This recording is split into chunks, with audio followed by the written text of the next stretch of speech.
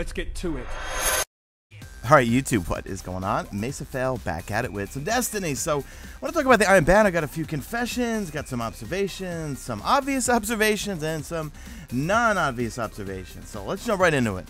Now, the main confession is that I can't believe I'm saying this, I had a fucking blast playing on my Titan. See, I normally never, ever play PvP on my Titan, just because I stink with them.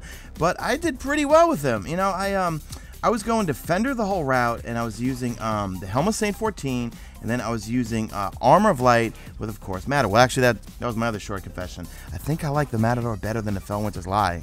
So, using the Helm of Saint 14 with Armor of Light and also with Gift of the Void, I wish I had a clip of it, but I put a bubble down right after Heavy landed, spawned on Burning Shrine, and I must have spawned like a zillion orbs because they were firing rockets all at my bubble, which they probably shouldn't have done in the first place.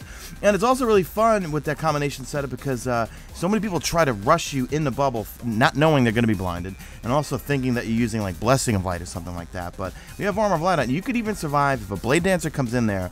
If he has to hack you twice to kill you, okay? So if you're in there, Blade Dancer comes in. If he swipes you once, you're not going to die, or at least I didn't die. So you can pretty much shotgun him really, really quickly if those annoying pole dancers try to enter your bubble. But that Matador, you know, I think, okay, see, the roll I have on it has shot package, okay? My Fellwinter's doesn't. I just have the stock one from a long time ago, too afraid to re-roll it. But the Matador is really doing me pretty well. I can kind of understand why everyone uses it or says that it's better than Fellwinter's. But have not had luck with the Party Crasher. I did get an excellent roll in it, but still, I just find Fellwinter's or Matador, in my opinion, beat out Party Crasher.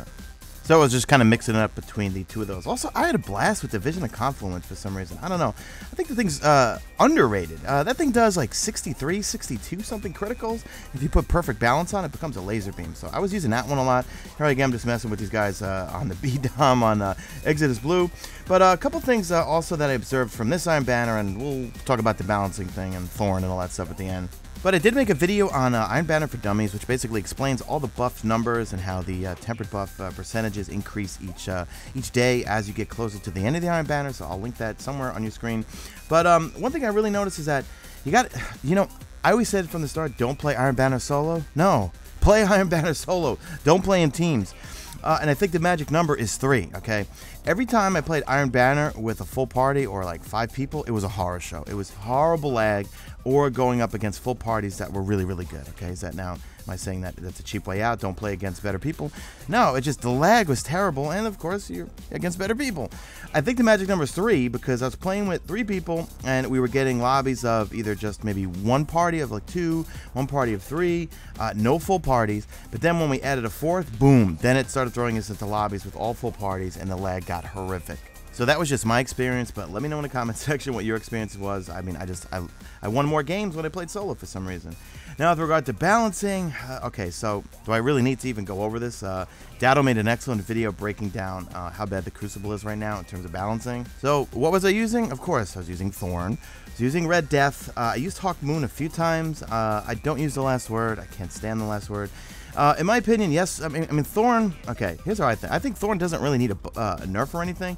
I think the last word needs a definite nerf, and I feel like the auto rifles just need to be brought up a little bit. Other than that, I feel like pulse rifles do compete with Thorn, especially Red Death. Red Death, you know, I always say it's got Thorn repellent on it. I know it's a stupid joke because so many times I'll get into a gunfight with someone with a Thorn, and they'll bring me down to really, really low health. There goes the buses again in the background. Sorry, New York City.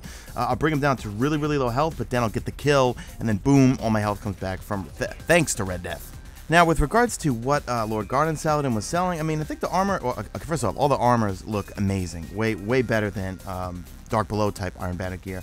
But they're all plus, they're not plus 42 light levels, which first I thought it was lame sauce, but then at the same time with the whole etheric light economy thing, you could really take any piece of armor you like from any faction, any vendor, and just bump it up so that you get plus 42 light. I might do a full review on Scory's Revenge. Let me know in the comment section if you want me to see it. You know, I love my pulse rifles, but I like the high impact ones, okay? I like the Messenger. That's also my second favorite pulse rifle.